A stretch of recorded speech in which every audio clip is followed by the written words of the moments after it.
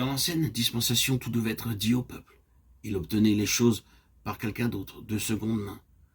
Ce n'était jamais à eux, ce n'était pas d'origine. Mais dans la nouvelle dispensation, celle du Saint-Esprit, la chose s'est trouvée en eux-mêmes. La source était en eux. Cependant, la chrétienté est devenue dans une très large mesure un système qui est retourné au niveau de l'ancienne dispensation.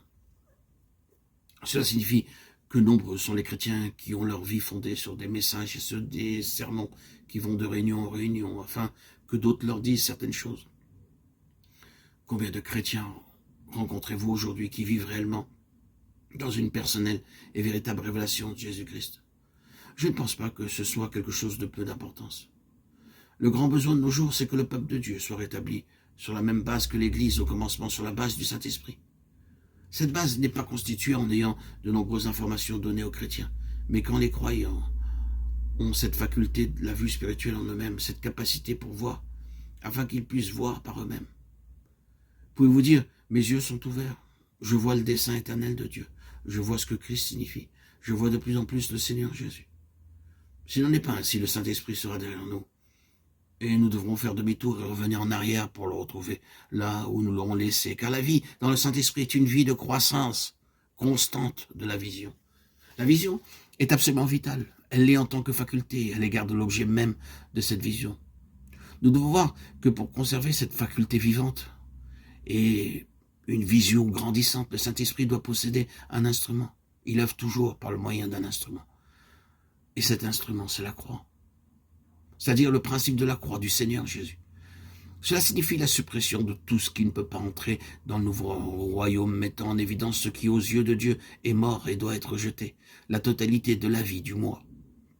Appelez cela par un autre nom si vous le désirez, la chair, la vie naturelle, le vieil Adam, le vieil homme et ainsi de suite.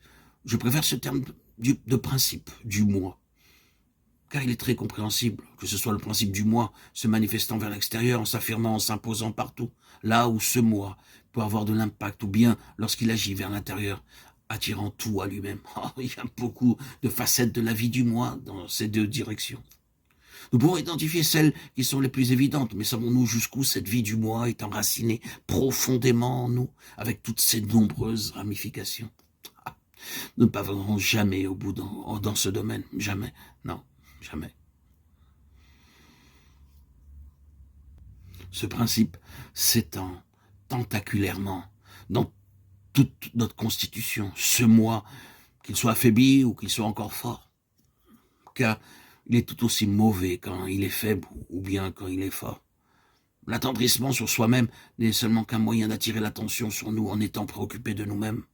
C'est aussi pernicieux que d'être manifestement autoritaire. C'est le moi, sous différents aspects. Il vient de la même racine, il est issu de la même source. Tout cela découle de la vie fausse de celui qui a dit « Je monterai au ciel, j'élèverai mon trône au-dessus des étoiles de Dieu, je m'assirai sur la montagne de l'assemblée. Je monterai sur le sommet des nues, je serai comme le Très-Haut. » Ésaïe 14, 13 et 14. Voilà ce qu'était le discours du diable, de Satan, qui était un ange magnifique et qui a perdu le trône de gloire que Dieu lui avait offert. Le jeu, continuellement. En vérité, on ne peut pas épuiser toutes les variantes possibles de cette vie du moi, qui a fait chuter Satan et qui fait chuter beaucoup d'hommes, centrés trop sur eux-mêmes, oubliant de porter ses regards sur le Seigneur.